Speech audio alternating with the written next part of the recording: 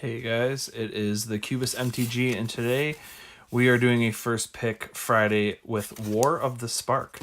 This channel usually focuses a lot on cubing, and I think that is important when a new set comes out, that you learn how to draft and do limited with that set, because you can learn how good the cards can be. So for example, I have a Legacy Cube and I now own a Pauper Cube.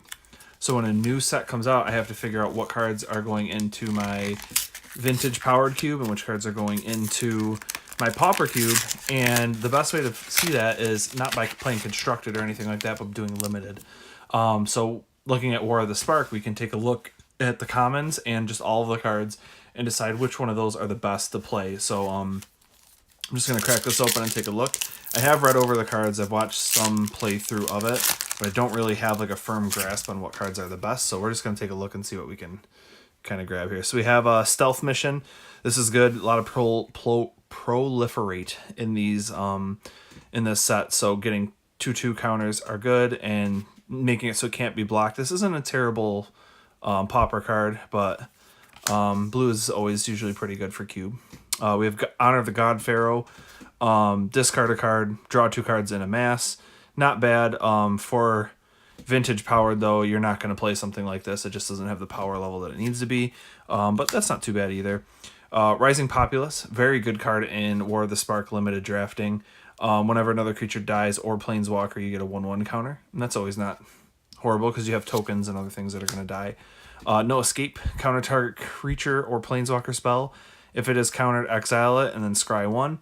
Legacy Powered Cube, probably not something that will get played because, again, you're going to play things like Force of Will or Mana Leak, so this one isn't quite there, but maybe in Pauper if you want to replace something that you have in there.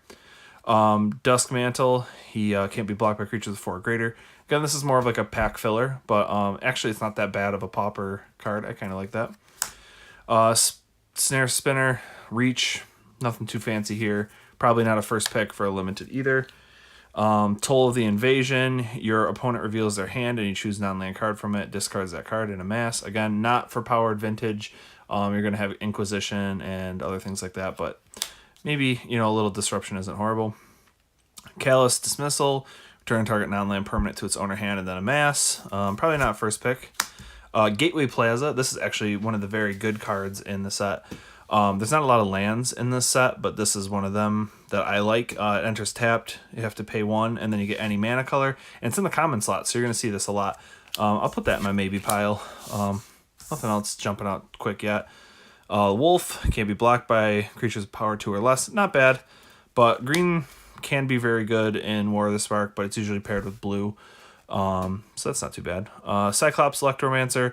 Like this card, but you got to have the spell, the instants and sorceries to back it up. So not too horrible.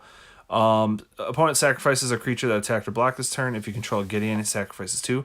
This is good. Not a bad first pick either.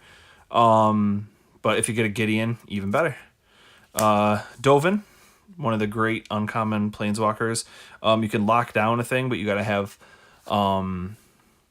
good cards that back it up as well, so maybe not. And then we have Krenko, who isn't terrible. Whenever he attacks, with all the amass and stuff, this is actually not too bad. No foil here, but I don't think I really like him too much. So I'll probably go with one of these 3 cards, Gateway Plaza, Gideon, or Dovin. To stay open, might actually pick Dovin. It's not a bad first pick. This pack is kind of weak, in all honesty. Not super loving anything here. But that would probably be my first pick. I think we're going to stick with Dovin.